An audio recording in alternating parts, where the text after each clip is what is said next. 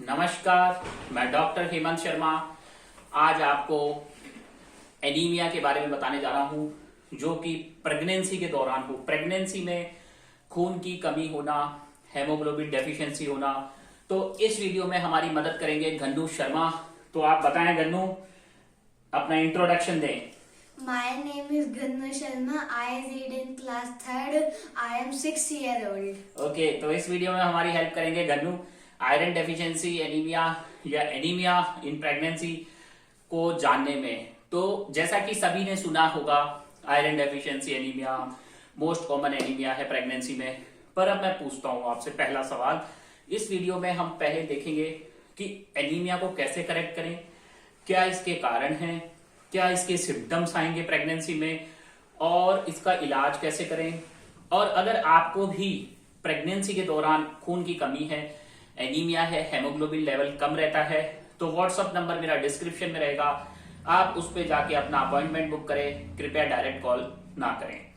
तो ठीक है, अब हम डिस्कस करते हैं। देखो, प्रेगनेंसी में जो एनीमिया होता है वो मैं गन्नू को पूछना चाहूंगा, जैसे कि आयरन डेफिशिएंसी है, B12 डेफिशिएंसी है, फॉलिक एसिड डेफिशिएंसी है, या कॉम्बो सारा मिला के न्यूट्रिशन डेफिशिएंसी है, तो कौन सा एनीमिया ज्यादातर होगा गन्नू शर्मा, बताएं।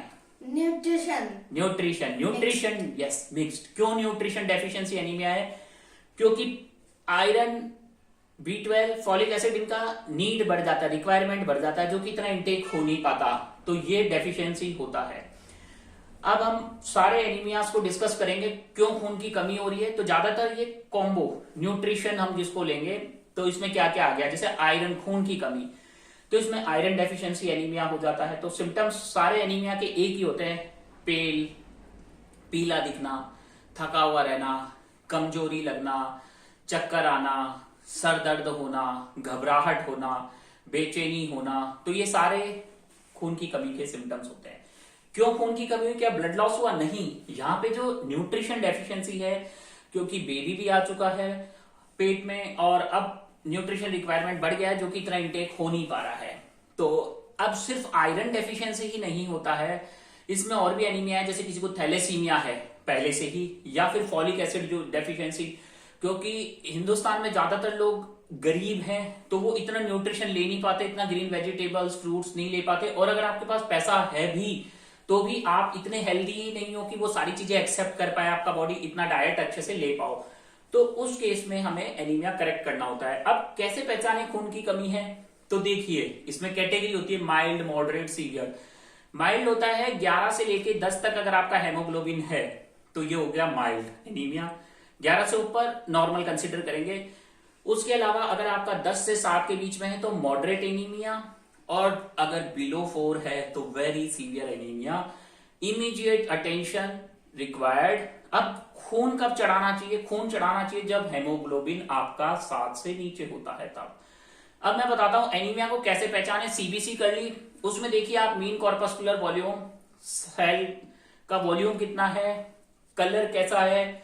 अगर माइक्रोसिटिक हाइपोक्रोमिक है तो आयरन डेफिशिएंसी है, और नॉर्मोसिटिक आ रहा है तो उस केस में एनीमिया ऑफ क्रॉनिक डिजीज हम बोलेंगे, या फिर अगर एमसीबी, एमसीएच का साइज बढ़ा हुआ है तो फॉलिक एसिड डेफिशिएंसी और B12 डेफिशिएंसी हो सकता है।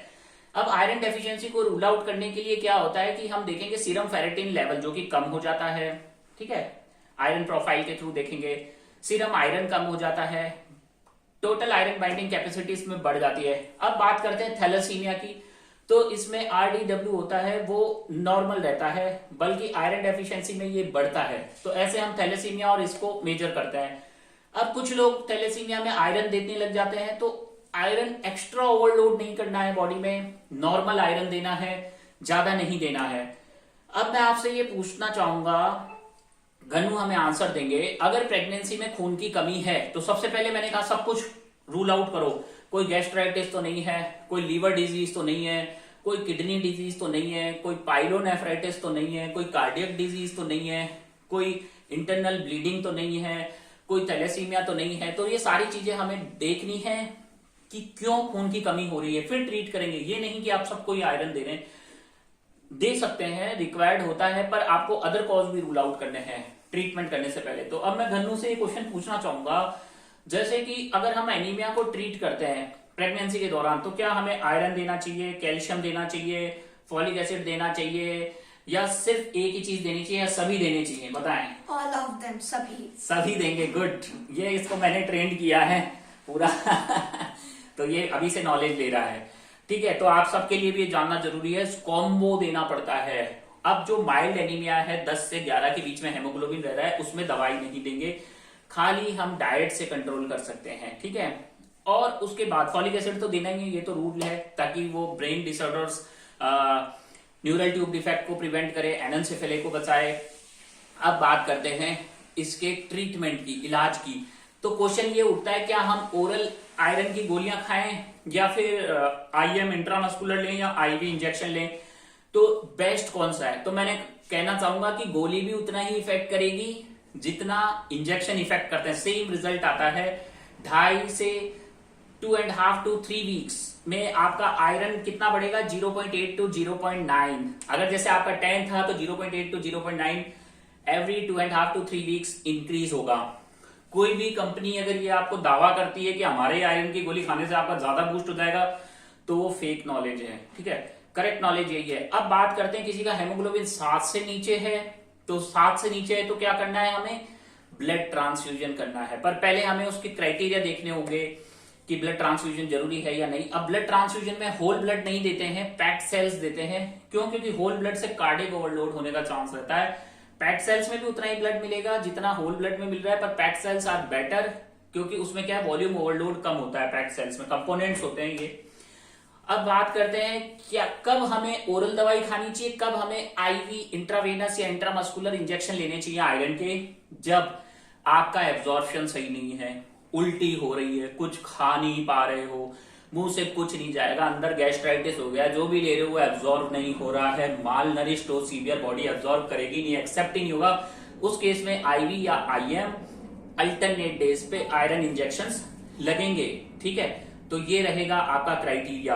अब उसके बाद फॉलिक एसिड है वो चलेगा, ठीक है। इनके डोज वेरी करते हैं सीवियरिटी ऑफ सिम्टम्स पे, या अदर डिजीज पे, अदर डिसऑर्डर्स पे, सारी चीजें रहेंगी। पर मैंने बताया डाइट एक मेजर रोल प्ले करेगा, साथ में एजुकेशन आपको पूरा होना चाहिए। तो प्रेगनेंसी के दौरान एनीमिया बहुत ही ज्यादा कॉमन है, ठीक है, तो इसका ट्रीटमेंट होना बहुत जरूरी है। और पुअर कम्युनिटीज में बहुत ज्यादा देखने को मिलता है, गरीबों में ये, पर अमीरों में भी देखने को मिलता है, जिनका डाइट अच्छा नहीं है, जिनको अदर डिसऑर्डर्स हैं, जो फिट नहीं है।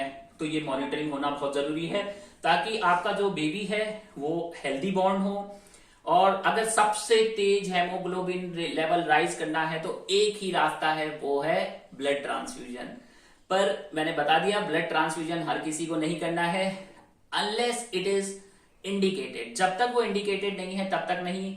आईवी आईएम के चक्कर में नहीं पड़ना है, दोनों का सेम इफेक्ट है, ओरल का भी सेम है। पर मैंने आपको कंडीशन बता दी, कब ओरल देना है, कब नहीं देना है, तो वो सारी चीजें हैं। लास्ट में थैंक यू, धन्यवाद। गन्नू कुछ कहना चाहेंगे आप? Thank you for taking part. कुछ कहेंगे आप व्यूवर्स से चैनल के लिए? Subscribe, like and comment my channel. Good bye. Bye. Thank you.